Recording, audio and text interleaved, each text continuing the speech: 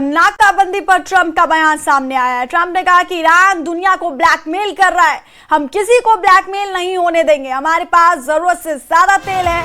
Hormuz की नाकाबंदी पर ट्रंप का ये बड़ा बयान सामने आया, जिसमें ट्रंप ने ये कहा कि ईरान दुनिया को ब्लैकमेल कर रहा है और हम किसी को ब्लैकमेल नहीं होने देंगे क्योंकि हमारे पास जरूरत से ज्यादा तेल है।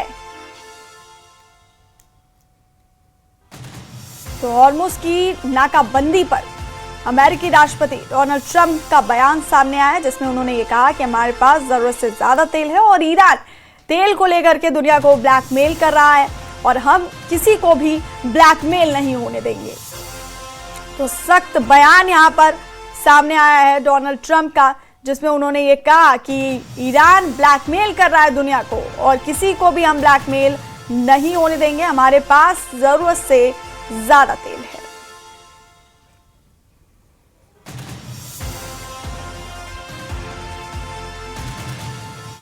We can't let a country blackmail or extort the world, because that's what they're doing. They're really blackmailing the world. We're not going to let that happen.